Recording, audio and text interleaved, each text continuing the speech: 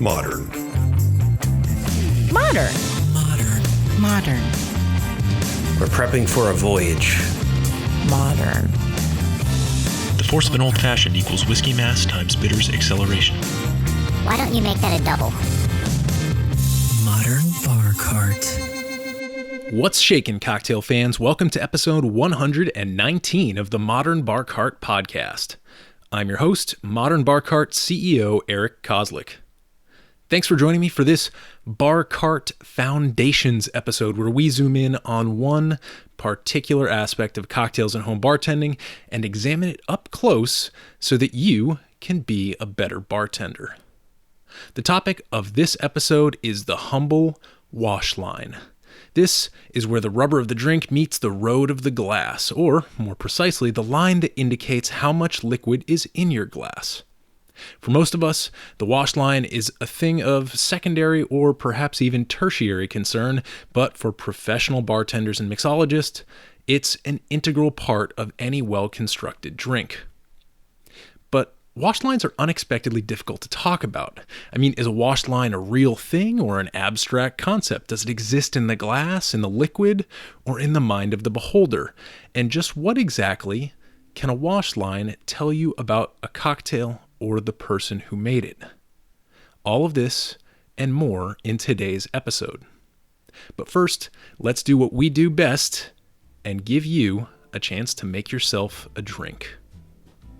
This episode's featured cocktail is the Last Word, a drink you may have heard mentioned on this show in the past because it is, in fact, my favorite drink. To make the Last Word cocktail, you'll need 1 ounce of gin, 1 ounce of green chartreuse, 1 ounce of maraschino liqueur, I prefer Luxardo, and 1 ounce of fresh lime juice. Combine all these ingredients in a cocktail shaker with ice. Shake vigorously for about 15 seconds until the drink is well chilled and diluted, and strain into a stemmed cocktail glass. A couple things to note here. One is that this is what we call a perfect cocktail, like the Negroni, where all the ingredients are added in equal parts. These types of cocktails are really great for experimenting with different base spirits, so you'll frequently see last word variations with other clear spirits like rum, tequila, or mezcal. The other thing to keep in mind is that this hyper-complex drink is not typically garnished. Sometimes you'll see folks sink a maraschino cherry in the drink, probably because they're primed by the maraschino liqueur, but I prefer to keep my last word minimal and let the ingredients do the talking.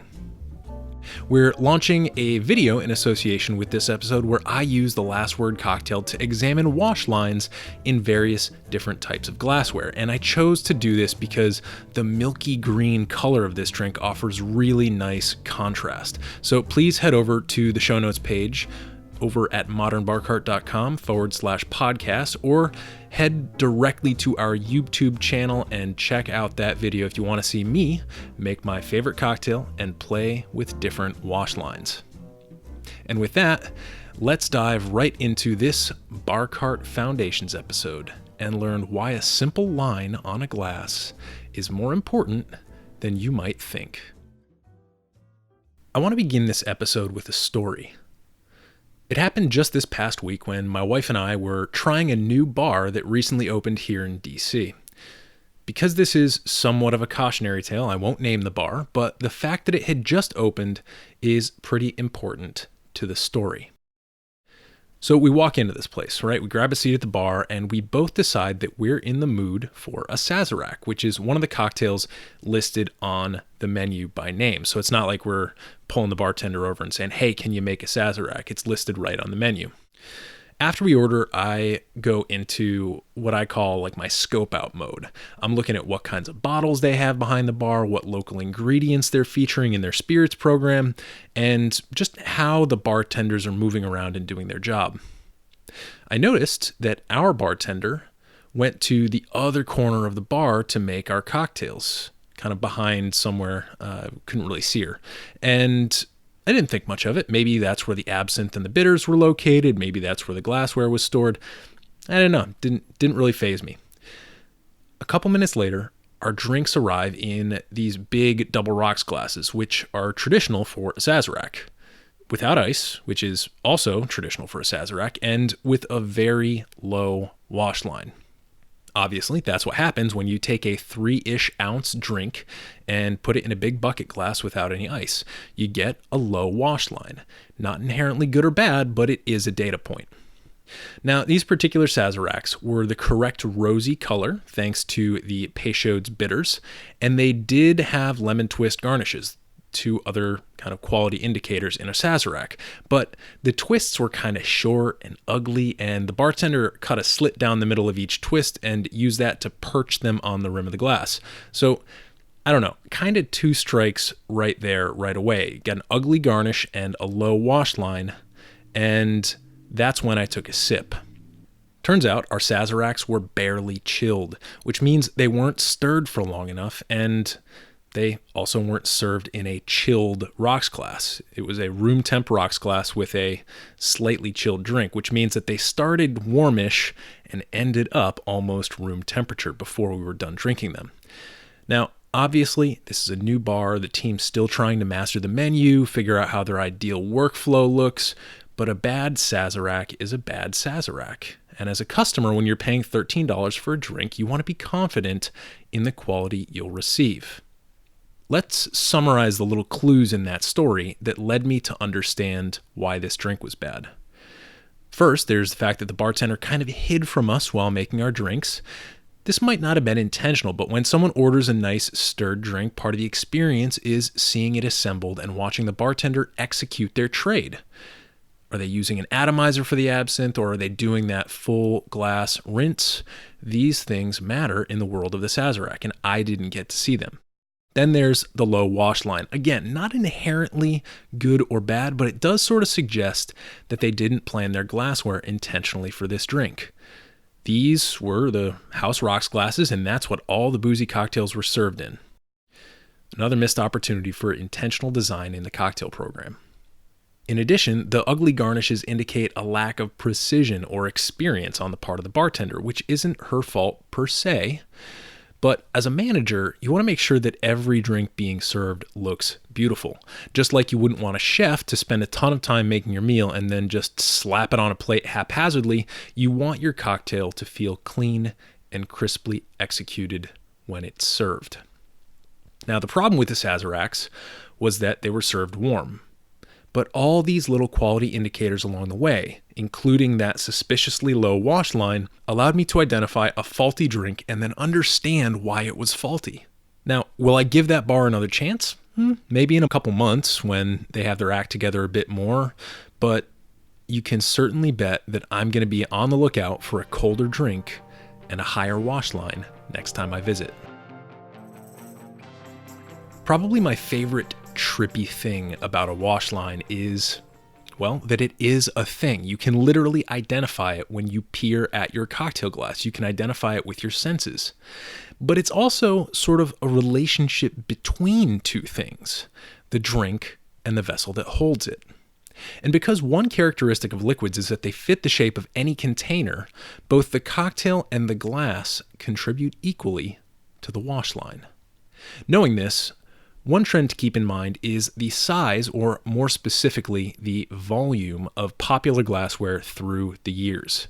This is something that has fluctuated widely since the birth of the cocktail, and it's one of those form follows function situations. If you want a better understanding of the drinks that were developed during a certain time period, look at the type of glassware they were being served in. At the turn of the 20th century, most cocktail glasses were a lot smaller than the ones we currently see behind bars. Instead of stemmed glassware that held like 4 to 8 ounces of liquid like what we have today, the standard volume was only about 3 to 4 ounces back in the golden age of the cocktail. Then, after World War II, you had the popularization of tiki, which required large glassware like those hurricane glasses and all manner of tiki mugs. And tiki is largely exempt from the wash line conversation because these drinks are often served over crushed ice and consumed in ceramic tiki mugs using a straw.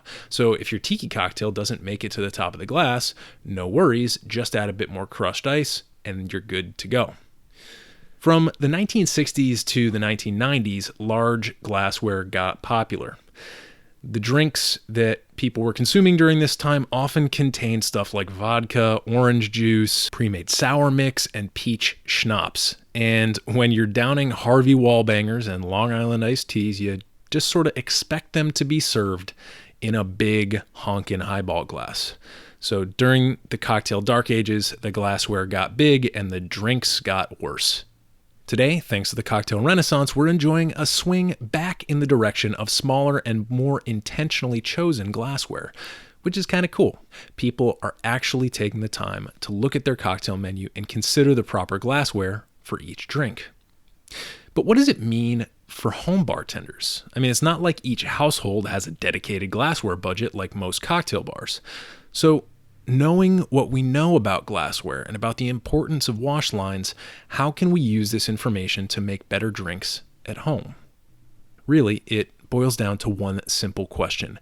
Where do I want my wash line and why? Once you answer that question, the rest is just a little bit of math and some technical execution.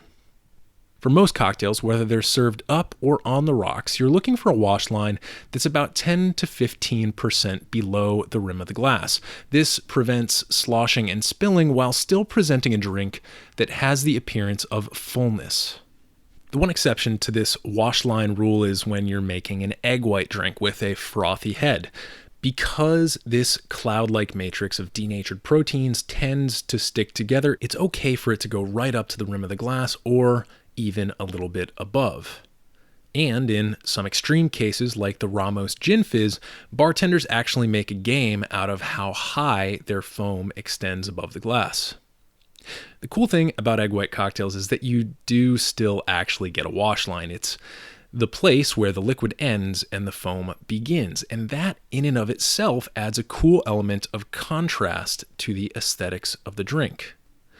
Without this contrast, we wouldn't be able to admire the beauty of some of our favorite cocktails, like the Clover Club and the Pisco Sour.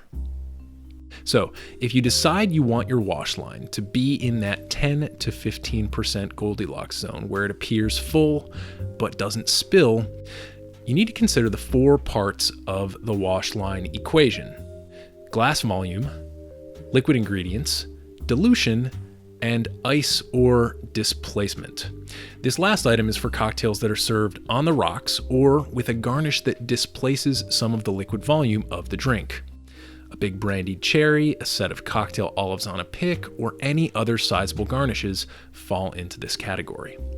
To find the volume of your glass, simply fill up your cocktail glass with water, right? This can be a rocks glass or a stemmed cocktail glass, and then dump it in a measuring cup and observe.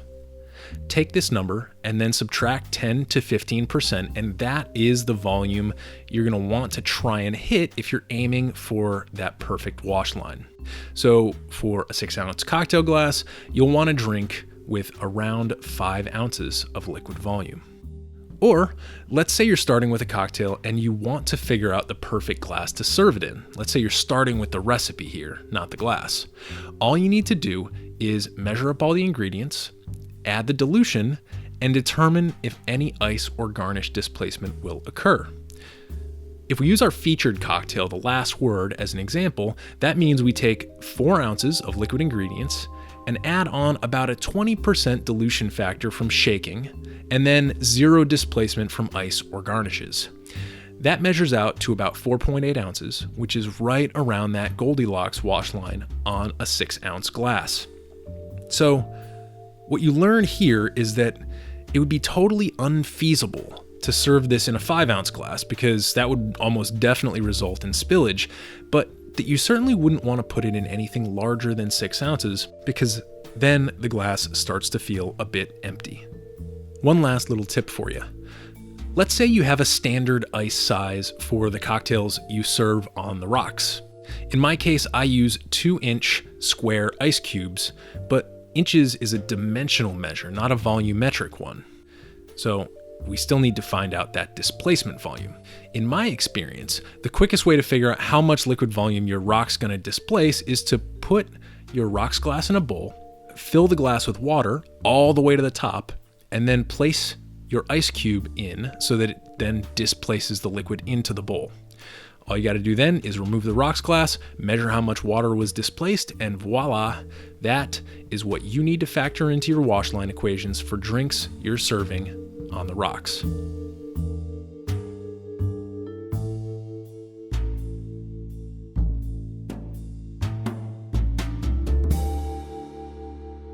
As you can see, just like the wash line sits right where the drink meets the glass, it also sits right at the intersection of form and function, technique and aesthetics. Yes, we want our drinks to look really nice, but most of the details and recommendations in this episode have dealt primarily with standardization and execution.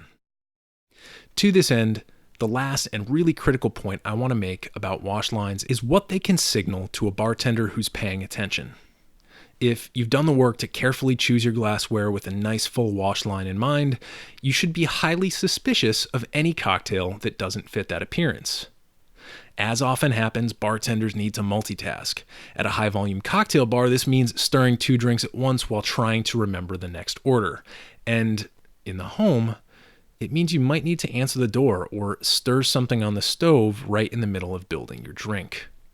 So, if you're like me and you're prone to making a little mistake every couple years, it's good to know that you can take one quick glance at your glass and be able to tell if maybe you left out one of the ingredients or perhaps you shook the drink for too long.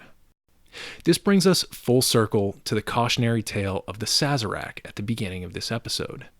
Even though I wasn't the person who constructed the drink, I could tell right away that there was probably something wrong with it. That confidence, that fullness, that triune intersection of liquid, glass, and air is the difference between a cocktail that you can really be fully present with, one you can soak in using all your senses, and a cocktail that will, more likely than not, disappoint. I'm Modern Bar Cart CEO Eric Kozlik. Thanks for joining me for this Bar Cart Foundations episode. If there are any topics you'd like us to cover in future Foundations episodes, please drop us an email at podcast@modernbarcart.com. And until next time, make sure to mind your wash lines.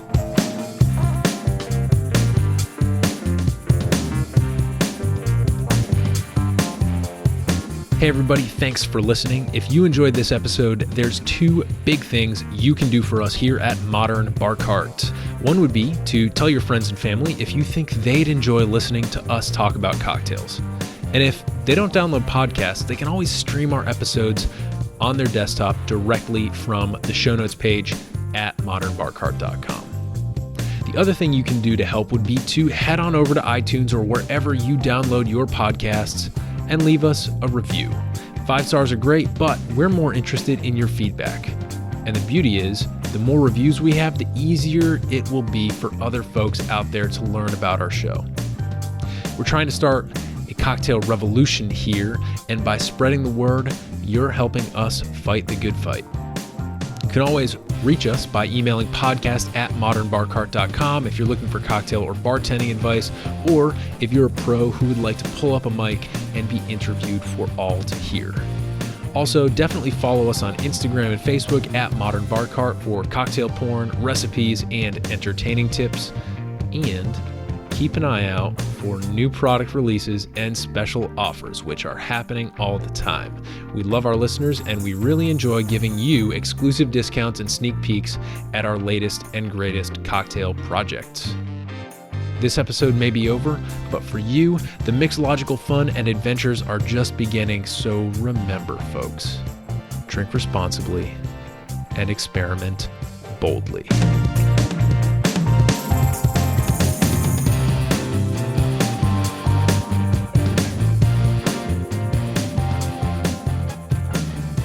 This episode was made possible with editing and production assistance by Samantha Reed, a bad Sazerac, and a little wash line magic by yours truly. This has been a Modern Bar Cart production, copyright 2019.